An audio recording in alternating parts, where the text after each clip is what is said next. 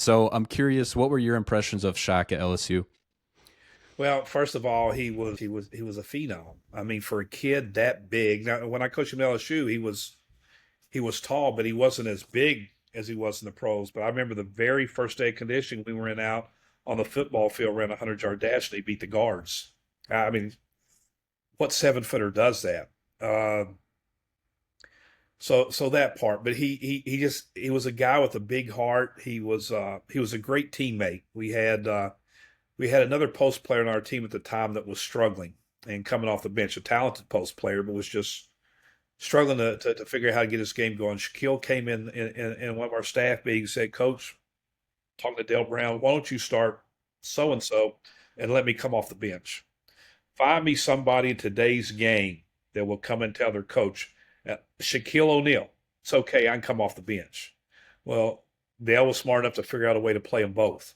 But that's the type of teammate that Shaquille was, and that's sometimes you see the talent of an athlete, but you don't see all these other things. He was a great student. He's a doctor now.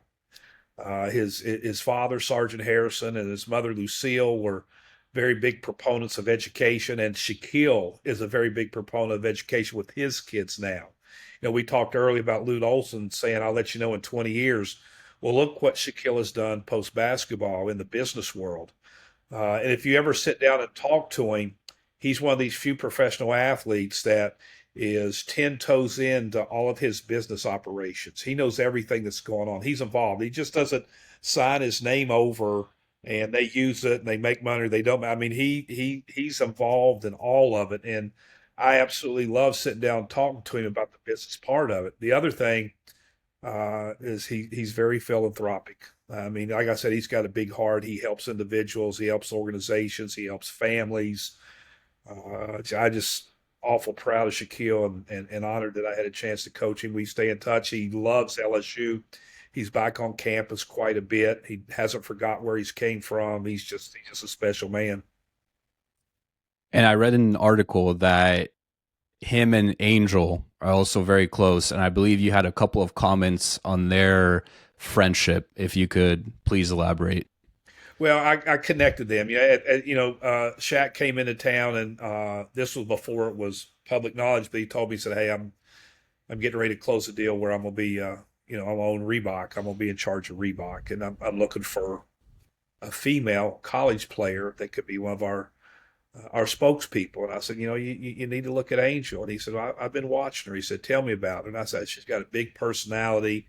She's got a big heart, a lot of energy. I think she'd be great. And so they connected, and Reebok signed Angel, and more importantly, Shaquille's been a mentor to Angel, helping her handle some of the things we talked about earlier. Shaquille has obviously went through that. Has the thing that I really love is because Angel has did such a amazing job with the NIL stuff. I mean, some of the companies that are partnered with her, and Shaquille has lent a lot of his business savvy and business sense and business guidance to her.